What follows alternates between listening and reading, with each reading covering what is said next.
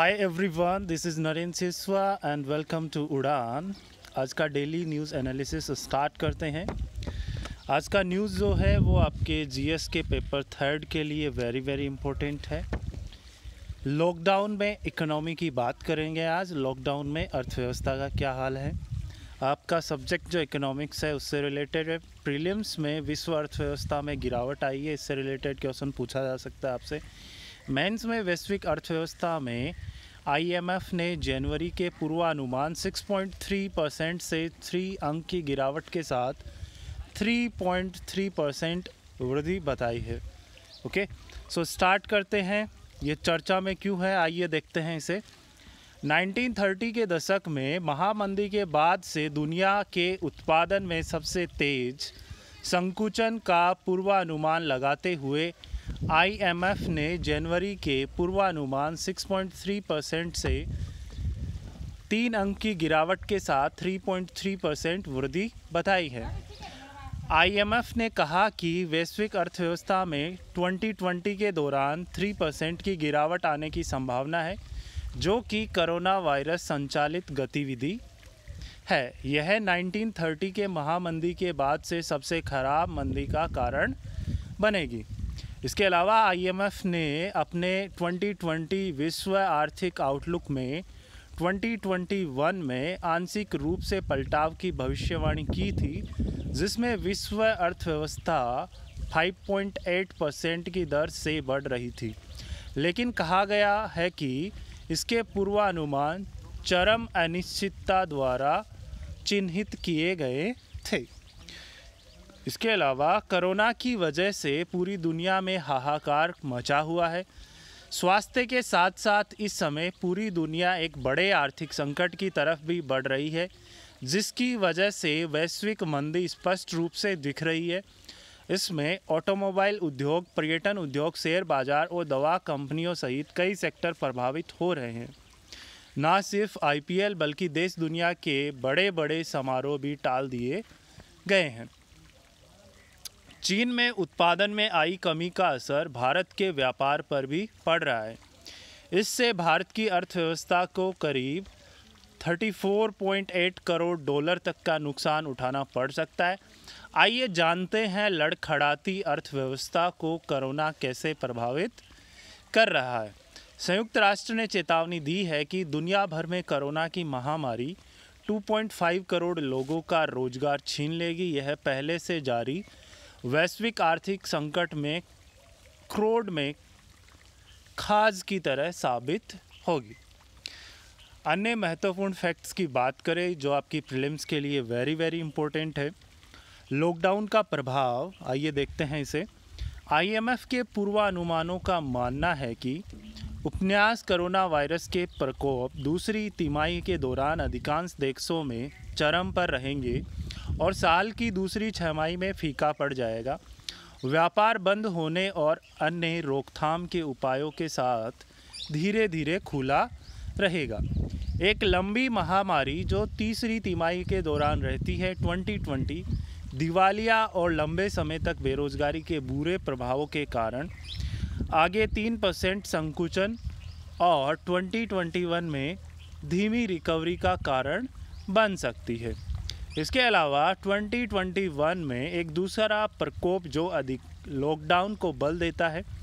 अगले साल के लिए वैश्विक जीडीपी बेसलाइन पूर्वानुमान में 5 से 8% अंक की कमी का कारण बन सकता है, जिससे दुनिया को दूसरे सीधे वर्ष के लिए मंदी की स्थिति में रखा जा सकता है।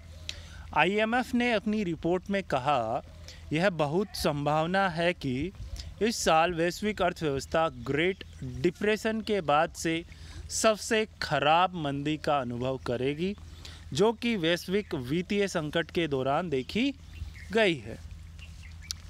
इसके बाद बात करते हैं द ग्रेट लॉकडाउन से वैश्विक विकास को नाटकीय रूप से सिकोड़ने का अनुमान है। नए पूर्वानुमान आईएमएफ और वर्ल्ड बैंक की बैठकों में एक अलग पृष्ठभूमि प्रदान करते हैं, जो इस सप्ताह वीडियो कॉन्फ्रेंसिंग द्वारा आयोजित किए जा रहे हैं। ताकि वायरस के प्रसार में योगदान से बचा जा सके। आइए देखते हैं दुनिया में उत्पादन में कमी। इससे दुनिया में उत्पादकता में काफ़ी कमी आएगी और इस समय हम चाहते हैं कि वह आखिरी चीज़ हो। IMF ने एक दशक पहले 2009 में वैश्विक अर्थव्यवस्था का अनुमान 0.7% घटाया था, लेकिन तब से उस संकुचन का 0.1% पर समायोजित किया गया है। औद्योगिक अर्थव्यवस्थाएं जहां अधिक विश्वसनीय आंकड़े उपलब्ध है, इस दौरान 16% की GDP में गिरावट आई है। जनवरी में चीन के अंदर और बाहर दोनों के मौजूदा प्रकोप की सीमा से पहले IMF ने अनुमान लगाया था कि 2020 में वैश्विक अर्थव्यवस्था में 3.3% की वृद्धि होगी, क्योंकि US चीन व्यापार तनाव कम हो रहा था, जिसमें 2021 के लिए 3.4% की वृद्धि देखी गई थी। इसके अलावा अब उन्नत अर्थव्यवस्थाएं वायरस के सबसे बुरे प्रकोप को झेल रही है, जो गतिविधि में गिरावट का खामियाजा उठाएगी। अमेरिकी अर्थव्यवस्था 2020 में 5.9% का अनुबंध करेगी। फंड के सर्वश्रेष्ठ मामले के तहत 2021 में 4.7% की वृद्धि के साथ फंड ने कहा कि 2020 में यूरोजोन अर्थव्यवस्थाओं में 7.5% का अनुबंध होगा, जिससे इटली की GDP में 9.1% और स्पेन में 8.0%, जर्मनी में 7% और फ्रांस में 7.2% की गिरावट के साथ कड़ी मेहनत करनी पड़ेगी। इसने भविष्यवाणी की कि यूरो क्षेत्र की अर्थव्यवस्थाएं 2021 में अमेरिकी विकास दर 4.7% होगी। चीन, जहां पहली तिमाही में कोरोना वायरस का प्रकोप चरम पर था और बड़े राजकोषीय और मौद्रिक प्रोत्साहन की मदद से व्यापार गतिविधि फिर से शुरू हो रही है, 2020 में 1.2% की सकारात्मक वृद्धि को बनाए रखेगा। IMF ने जनवरी के पूर्वानुमान में 6% की वृद्धि में कमी।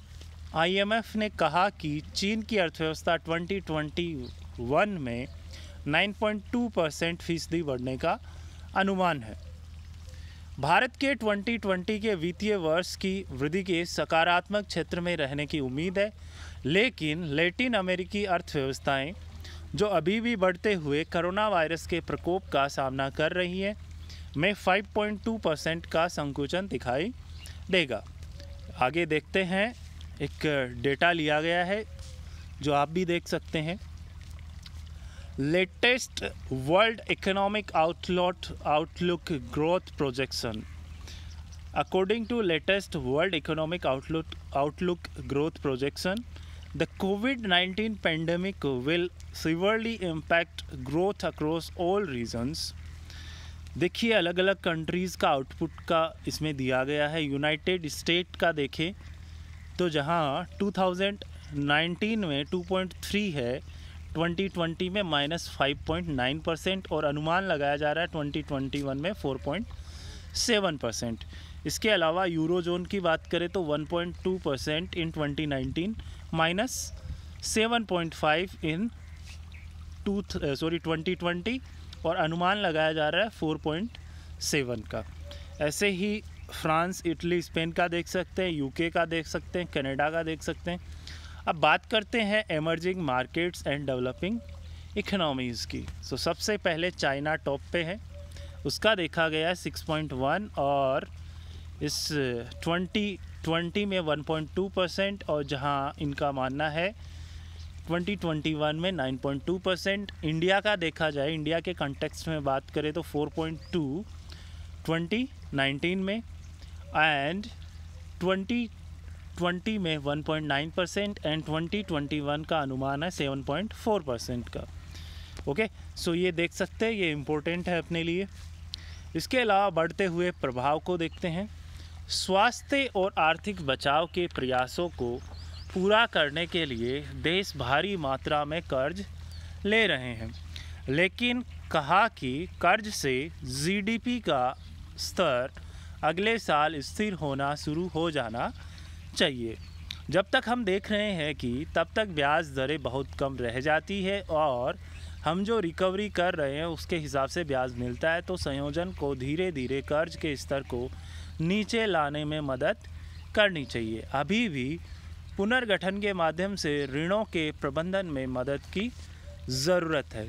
फंड ने केंद्रीय बैंक की तरलता स्वैप लाइनों और अधिक उभरते बाजार वाले देशों में विस्तारित करने का आह्वान किया, जो कि लॉकडाउन गतिविधि की दोहरी समस्या का सामना करते हैं और यूएस ट्रेजरी जैसी हैवी संपत्ति को बचाने के लिए धन के बड़े पैमाने पर बहिर्वाह के कारण वित्तीय स्थिति को कड़ा करते हैं। इसमें कहा गया है कि कुछ देशों को पूंजी बहिर्वाह पर अस्थायी सीमा की ओर रुख करना पड़ सकता है। आइए बात करते हैं अब एशिया की अर्थव्यवस्था पर प्रभाव। एशिया की अर्थव्यवस्था का देखें तो एशियन डेवलपमेंट बैंक ने मार्च के पहले हफ्ते में जारी प्रेस रिलीज में कहा कि कोरोना का विकासशील एशियाई अर्थव्यवस्था पर व्यापक असर पड़ेगा।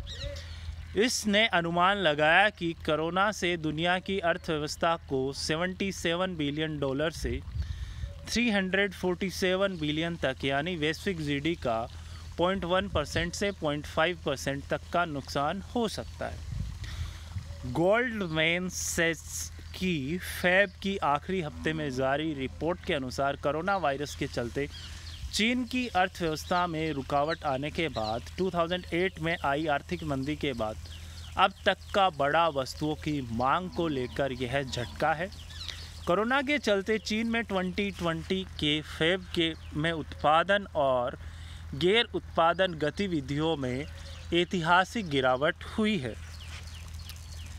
इसके अलावा जेपी मॉर्गन के chief global strategist doctor David केली ने बताया कि सामाजिक तौर पर दूर रहने का असर साल 2020 के दूसरे क्वार्टर में देखा जाएगा। रिपोर्ट में यह कहा गया, सोशल डिस्टेंसिंग के बाद समुद्री पर्यटन, एयरलाइंस, होटल्स, कसिनो, खेलों को कार्यक्रम, मूवीज़, थिएटर, रेस्टोरेंट, अन्य उद्योगों पर इसका असर पड़ेगा।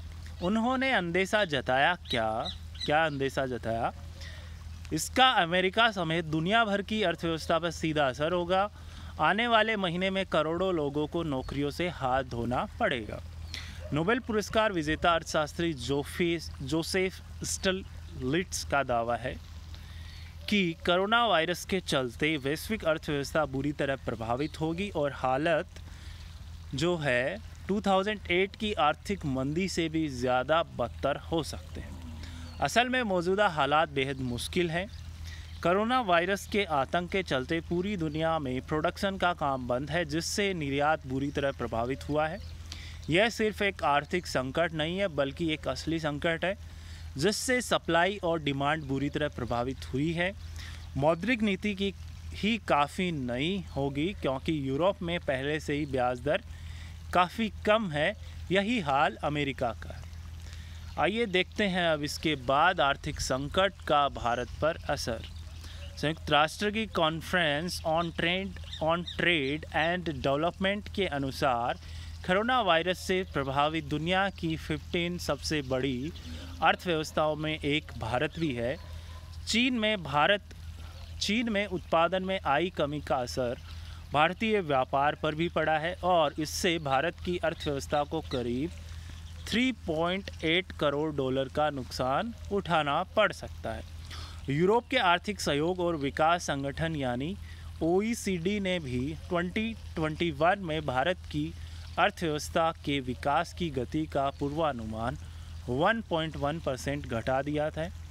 OECD ने पहले अनुमान लगाया था कि भारत की अर्थव्यवस्था की विकास दर 6.2% रहेगी, लेकिन अब उसने इसे कम करके 5.1% कर दिया है। इधर दूसरे आर्थिक विशेषज्ञों के अनुसार कोरोना के चलते भारत की GDP 3% तक गिर सकती है। पिछले दिनों प्रधानमंत्री नरेंद्र मोदी ने भारत को संबोधित करते हुए कहा, कोरोना वायरस हमारी अर्थव्यवस्था को भी प्रभावित कर रहा है। इसलिए सरकार ने वित्त मंत्री की अध्यक्षता में कोविड-19 आर्थिक प्रतिक्रिया बल के गठन का फैसला किया है। उन्होंने कहा आर्थिक कार्यबल सभी हितधारकों की बातें सुनेगा और अर्थव्यवस्था पर कोरोना वायरस से पड़ने वाले असर को कम करने के लिए काम करेगा। मोदी ने कहा कार्यबल यह भी सुनिश्चित करेगा कि आर्थिक संकट पर लिए गए फैसलों का प्रभावी ढंग से क्रियान्वयन हो। कोरोना की वजह से उद्योग आपात लॉकडाउन में चले गए हैं, जिसके कारण देश में पर्यटन से लेकर विमानन सेक्टर की हालत खराब हो गई है। चीन में कोरोना वायरस संक्रमण के कारण कामकाज ठप होने से कच्चे माल की आपूर्ति प्रभावित हुई है। इससे औषधि के साथ इलेक्ट्रॉनिक्स उद्योग पर असर पड़ा है। इससे कुछ क्षेत्रों में अस्थायी छंटनी हो रही है, जिसको रोकने के लिए प्रधानमंत्री ने निजी क्षेत्र से अपील भी की है। आइए इसका कंक्लूजन देखते हैं। संपूर्ण मानवता इस समय एक वैश्विक संकट से जूझ रही है। शायद यह हमारी पीढ़ी का यह सबसे बड़ा संकट है। इस कोरोना महामारी से भारत के लिए दो बड़े सबक हैं। पहला कि दुनिया के किसी भी देश पर हमारी व्यावसायिक निर्भरता कम हो रही है तथा सभी मामलों में हम आत्मनिर्भर बने और दूसरा जीवन रक्षक दवाओं के शोध व विकास पर ज़्यादा ध्यान देने की ज़रूरत है। ये निर्णय न केवल हमारी स्वास्थ्य व्यवस्था को नया आकार देगा, बल्कि हमारी अर्थव्यवस्था, राजनीतिक और संस्कृति को भी नए तरह से घड़ेगा। अगले कुछ सप्ताहों में आम लोग और सरकारें जिस तरह का निर्णय लेगी, वह शायद यह तय करेगा कि आने वाले वर्षों में दुनिया का भविष्य कैसा होगा। नेक्स्ट आपके जीएस पेपर 3 के लिए एक और इम्पोर्टेंट न्यूज़ है। कोरोना वायरस की वैक्सीन जल्द विकसित होने की आशा बताई जा रही है। विषय जो है आपका कोरोना वायरस की वैक्सीन। प्रीलिम्स में इससे रिलेटेड फैक्ट्स एंड मेंस में विश्व और भारतीय सरकार द्वारा कोरोना वायरस की वैक्सीन विकसित करने के प्रयास और प्रगति पर प्रकाश डालिए। आइए देखते हैं चर्चा में ये क्यों है। हाल ही में WHO ने कहा कि कोविड-19 के प्रसार को पूरी तरह से रोकने के लिए एक सुरक्षित और प्रभावी वैक्सीन की आवश्यकता होगी। पूरी दुनिया में वैक्सीन विकसित करने के प्रयास जारी है। ऑस्ट्रेलिया और ब्रिटेन की कंपनियों के अलावा भारत की सीरम इंस्टीट्यूट ऑफ इंडिया और भारत बायोटेक लैब भी टीके भी विकसित कर रहे हैं। वर्तमान में इस घातक बीमारी की कोई प्रभावी दवा नहीं है, लेकिन दवाओं का क्लिनिकल ट्रायल जारी है। ऑस्ट्रेलिया के वैज्ञानिक 2 संभावित कोरोना वायरस की वैक्सीन को लेकर टेस्ट शुरू कर चुके हैं। कोरोना वायरस के बढ़ते खतरे के बीच इसके इलाज की भी कोशिश दुनिया भर में जारी है। अलग अलग देशों के वैज्ञानिक इसके लिए दिन रात परीक्षण में जुटे हैं। कुछ फैक्ट्स देखते हैं। सिंगापुर के वैज्ञानिकों का एक समूह भी इसके संभावित टीके पर काम कर रहा है। ये वैज्ञानिक सिंगापुर के ड्यूक NUS मेडिकल स्कूल में काम करते हैं और इस स्कूल ने संभावित टीके के ट्रायल के लिए आर्क्यूसर थेराप्यूटिक्स नामक अमेरिकी बायोटेक कंपनी के साथ साझेदारी की है। कोरोना वायरस के बढ़ते आतंक के बीच इसके इलाज की भी कोशिश दुनिया भर में जारी है। अलग अलग देशों के वैज्ञानिक इसके लिए दिन रात परीक्षण में जुटे हैं। सिंगापुर के वैज्ञानिकों का एक समूह भी इसके संभावित टीके पर काम कर रहा है। ये वैज्ञानिक सिंगापुर के ड्यूक NUS मेडिकल स्कूल में काम करते हैं और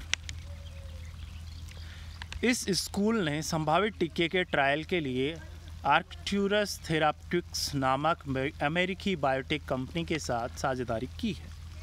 इन वैज्ञानिकों का कहना है कि उनकी तकनीकी से सिर्फ कुछ दिनों में उन संभावित टीकों का मूल्यांकन हो सकेगा जिन्हें आर्क्टूरस बनाएगी। अमूमन टीकों को इंसान पर टेस्ट करके उनका मूल्यांकन करने में महीनों लग जाते हैं। सिंगापुर के वैज्ञानिक टीके पर काम नहीं कर रहे, बल्कि टीके के जल्द ही टेस्ट करने की तकनीक पर ये लोग काम में जुड़े हैं। उन्होंने ये भी कहा कि एक टीके द्वारा सक्रिय किए गए इन बदलावों का तेज़ी से आकलन कर वैज्ञानिक टीके के प्रभाव और दुष्प्रभाव का पता लगा सकते हैं। बनिस्ते इसके कि उस टीके को जिन इंसानों को दिया जाए सिर्फ उनकी प्रतिक्रियाओं पर निर्भर रहा जाए। टीके पर चल रहा काम। इस समय कोरोना वायरस की ना कोई स्वीकृत दवा उपलब्ध है और ना निवारक टीका। अधिकतर मरीजों को सिर्फ मदद और देखभाल मिल रही है, जैसे सांस लेने में मदद। विशेषज्ञों का कहना है कि टीका तैयार होते होते 1 साल या उससे ज़्यादा भी समय लग सकता है। लगभग 1 हफ्ते में टीके को चूहों में टेस्ट करना शुरू कर दिया जाएगा। इंसानों में परीक्षण साल की दूसरी छमाही में शुरू होने की उम्मीद की जा सकती है। दुनिया भर में दवा कंपनियां और शोधकर्ता तेज़ी से कोरोना वायरस के खिलाफ टीका और इलाज विकसित करने की होड़ में लगे हुए हैं। इनमें अमेरिका की गिलियड साइंस कंपनी की प्रयोगात्मक एंटीवायरल दवा रेमडेसिविर और जापान की ताकेदा दवा कंपनी प्लाज्मा आधारित थेरेपी शामिल है। ऑस्ट्रेलिया में संभावित कोरोना वायरस वैक्सीन को लेकर टेस्ट शुरू। WHO के अनुसार ऑक्सफोर्ड यूनिवर्सिटी और अमेरिकी कंपनी इनोबियो फार्मास्यूटिकल्स के बनाए गए वैक्सीन का जानवरों पर सफल परीक्षण किया जा चुका है। अगर ये वैक्सीन इंसानों पर परीक्षण में सफल पाए जाते हैं तो ऑस्ट्रेलिया की साइंस एजेंसी इसका आगे मूल्यांकन करेगी। पिछले महीने अमेरिका में पहली बार इंसानों पर वैक्सीन का परीक्षण किया जा चुका, लेकिन उस वक्त जानवरों पर परीक्षण करने वाला चरण छोड़ दिया गया था। पूरी दुनिया में कोरोना वायरस की वैक्सीन पर तेज़ी से काम चल रहा है, लेकिन ऑस्ट्रेलिया के Commonwealth Scientific and Industrial Research Organisation CSIRO का कहना है कि यह परीक्षण पहला पूरी तरह से जानवरों पर आजमाया गया प्री क्लिनिकल ट्रायल होगा। शोधकर्ताओं ने कहा कि पूरी दुनिया से मिलने वाला सहयोग शानदार है, जिसकी वजह से इस चरण तक हम इतनी तेज़ी से पहुंच पाए हैं। इसके अलावा एक ग्राफ था नंबर ऑफ केसेस। देखिए, without protective measures with protective measures आप कंपेयर कर सकते हो time since first case. Okay, यहाँ पे आप देख सकते हो डिक्रीज़ हो रहा है विदाउट प्रोटेक्टिव मेजर्स का। देखिए, और हेल्थ केयर सिस्टम कैपेसिटी जब से अडेप्ट की गई। शोधकर्ताओं ने कहा कि पूरी दुनिया से मिलने वाला सहयोग शानदार है, जिसकी वजह से इस चरण तक हम इतनी तेज़ी से पहुंच पाए हैं।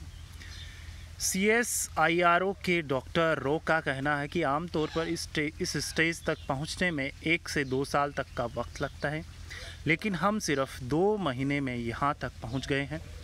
कैसे काम करता है ये वैक्सीन, आइए देखते हैं। पिछले कुछ दिनों में CSIRO की टीम ने इस वैक्सीन को गंधविलाफ नेवले की जाति का एक जानवर है पर टेस्ट किया। ये साबित हो चुका है कि गंधविलाफ में इंसानों की तरह ही कोरोना वायरस का संक्रमण होता है। वास्तव में SARS-CoV-2 वायरस कोरोना संक्रमण के लिए जिम्मेदार होता है। पूरी दुनिया में कम से कम 20 वैक्सीन पर अभी काम चल रहा है। आइए देखते हैं, ये देख लीजिए। दुनिया के there are 66 programmes working on 3 different approaches. First is repurposed drugs, second is antibodies and third is vaccines। इसके अलावा वैक्सीन्स का ये देख सकते हैं आप मंथ वाइज फेज़ फर्स्ट और फेज़ सेकंड और थर्ड जो अभी कंटिन्यू है उसको भी देख सकते हैं। पूरी दुनिया में कम से कम 20 वैक्सीन पर अभी काम चल रहा है। CSIRO की टीम 2 वैक्सीन पर काम कर रही है। पहला सेक्टर वैक्सीन ऑक्सफोर्ड यूनिवर्सिटी की ओर से विकसित किया गया। इसमें कोरोना वायरस के प्रोटीन को इम्यून सिस्टम में डालने के लिए डिफेक्टिव वायरस का इस्तेमाल किया जाता है और फिर इसे होने वाले प्रभावों का परीक्षण किया जाता है। विक्टोरिया में ऑस्ट्रेलियन एनिमल हेल्थ लेबोरेटरी के प्रोफेसर ट्रेवर ड्रू बताते हैं कि इम्यून सिस्टम में डाला गया वायरस अपनी प्रतिलिपि नहीं तैयार करता है, इसलिए इस वैक्सीन में बीमार पड़ने की संभावना नहीं है। वो दूसरे वैक्सीन के बारे में भी बताते हैं जो अमेरिकी कंपनी इनोवियो फार्मास्यूटिकल ने तैयार किया है। यह वैक्सीन थोड़ा अलग तरीके से काम करता है। यह इस तरह से तैयार किया गया है कि यह इम्यून सिस्टम में कोरोना वायरस के कुछ प्रोटीन को इनकोड करता है और फिर शरीर की कोशिकाओं को उन प्रोटीन को पैदा करने के लिए उत्प्रेरित करता है। यह कई पहलुओं से बहुत अहम है और इसके सफल होने की बहुत हद तक गुंजाइश बनती है। इसके अलावा अमेरिका में ट्रायल शुरू हो चुका है। दुनिया भर को हिला देने वाले इस वायरस से निपटने के लिए अमेरिका में शोधकर्ताओं के एक समूह ने 16 मार्च को इसकी पहली खुराक एक व्यक्ति को दी। पूरी दुनिया में इस तरह का ये पहला मामला है जब इसकी वैक्सीन को किसी मनुष्य पर इस्तेमाल किया जा रहा हो। सिएटल स्थित cancer permanent Washington research institute में कोविड-19 वैक्सीन के पहले चरण की खुराक पर ये रिसर्च चल रहा है। अमेरिका का दावा है कि चीन में वायरस के फैलने के बाद इसे रिकॉर्ड समय में तैयार किया गया है। टीम की अगुवाई करने वाले डॉक्टर लीजा जैक्सन ने लॉस एंजलिस टाइम्स को बताया था, अब हम टीम कोरोना वायरस है, इस आपातकालीन घड़ी में हर कोई हर मुमकिन काम करने में जुटा है। शोधकर्ताओं के मुताबिक वैक्सीन में बीमारी पैदा करने वाले वायरस का जेनेटिक कोड कॉपी किया गया है ताकि इस वायरस पर काबू पाया जा सके। जानकारों का मानना है कि ये जानने में अभी महीनों लग जाएंगे कि वैक्सीन सही तरीके से काम कर रहा है या नहीं। इस वैक्सीन का नाम, जो कोड नाम mRNA-1273 रखा गया। वैज्ञानिकों का दावा है कि वैक्सीन से वॉलंटियर्स में कोरोना वायरस नहीं फैलेगा क्योंकि वैक्सीन में इस वायरस का अंश नहीं है, इसमें सिर्फ जेनेटिक कोड को कॉपी किया है। दूसरी तरफ जर्मनी में टीका बनाने पर गंभीरता से काम चल रहा है। क्योरवैक नामक कंपनी वहाँ कोरोना वायरस का वैक्सीन बना रही है। बीते दिनों क्योरवैक को लेकर काफ़ी विवाद हुआ था जब जर्मनी के एक सरकारी अधिकारी ने यह आरोप लगाया कि अमेरिका के राष्ट्रपति डोनाल्ड ट्रंप इस कंपनी से वैक्सीन के सारे अधिकार सिर्फ अमेरिका के लिए खरीदना चाहते हैं। आइए बात करते हैं जापान की। तो जापान की फार्मा कंपनी टेकेडा फार्मास्यूटिकल ने बुधवार को कहा कि वह कोरोना वायरस की दवा विकसित कर रही है।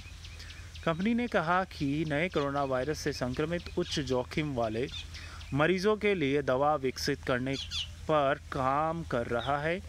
इन्हें अन्य ड्रग कंपनियों भी शामिल थे जो 3000 से ज़्यादा लोगों की जान ले चुके इस वायरस के इलाज की मांग कर रहे थे। जापानी फर्म ने कहा कि यह प्लाज्मा डेराइव्ड थेरेपी पर काम कर रहा था जिसे पहले सांस संबंधित वायरल संक्रमण के उपचार में प्रभावी था। इस रिसर्च में उन रोगियों के एंटीबॉडी की आवश्यकता होगी जो कोरोना वायरस के संक्रमण से उबर चुके हैं या जिन्हें टीका लगाया जा चुका है। टेकेडा ने कहा कि एंटीबॉडीज़ को एक नए रोगी से ट्रांसफ़र करने से यह उस व्यक्ति की इम्यूनिटी यानी प्रतिरक्षा प्रणाली को कोरोना के संक्रमण से लड़ने और इसका तोड़ देने की संभावना को बढ़ा सकता है। टेकेडा के अनुसार ये स्टडी की जा रही है कि वर्तमान में चल रही रिसर्च और ड्रग्स क्या कोरोना वायरस से संक्रमित मरीजों के उपचार में कितनी मदद कर पाते हैं। मालूम हो कि टेकेडा 90,000 से ज़्यादा लोगों को अपनी चपेट में ले चुके फ्लू जैसी बीमारियों के लिए काम करने वाली ड्रग मेकर्स कंपनियों के साथ जुड़ कर काम करता है। अमेरिका स्थित गिलियड साइंसेज इंक ने कहा कि पिछले सप्ताह पर बीमारी के गंभीर और मध्यम मामलों के मरीजों में इसकी दवा का चरणबद्ध अध्ययन शुरू किया गया। वहीं सोमवार को फाइजर इंक ने कहा कि टीम ने कुछ एंटीवायरल कंपाउंड की पहचान की है जो कोरोना वायरस को रोकने की क्षमता रखते हैं। टेकेडा ने कहा कि वह अमेरिकी कांग्रेस के सदस्यों के साथ अपनी योजना को साझा करेगा। टेकेडा अमेरिका, एशिया और यूरोप में स्वास्थ्य सेवा भागीदारों के साथ दवा में अपने शोध को आगे बढ़ाने के लिए संपर्क में रहा है। आइए देखते हैं इसके बाद वैक्सीन विकसित करने को प्रोत्साहित करना। उचित वैज्ञानिक औचित्य और टीका विकास के लिए आवश्यक जानकारी शिक्षा और उद्योग में सभी हितधारकों के लिए उपलब्ध है।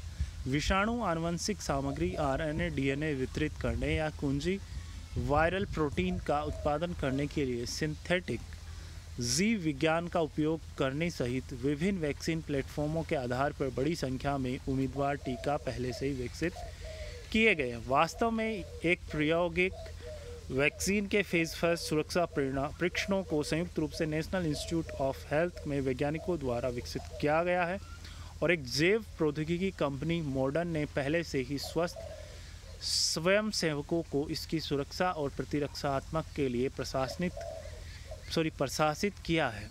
हालांकि SARS और MERS जैसे अन्य कोरोना वायरस के टीकों के कुछ पहले के अनुभव के आधार पर जिस गति के साथ प्रयोगात्मक वैक्सीन सुरक्षा परीक्षणों में प्रवेश किया है वह अभूतपूर्व है।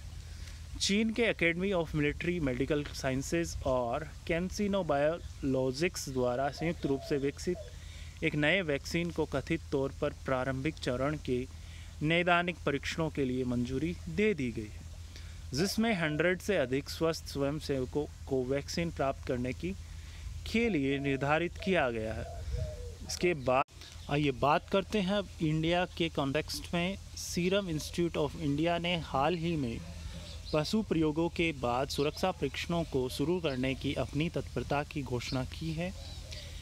WHO की रिपोर्ट के अनुसार 20 से अधिक वैक्सीन उम्मीदवार विकास के उन्नत चरणों में हैं और फेज फर्स्ट सुरक्षा परीक्षणों के लिए तैयार होंगे।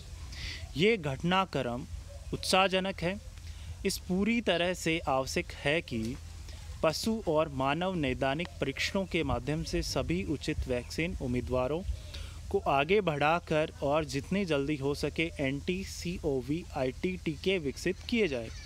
हालांकि यह भी स्पष्ट है कि कम से कम 1 और वर्ष के लिए किसी भी प्रभावकारी वैक्सीन को रोल आउट करना संभव नहीं होगा।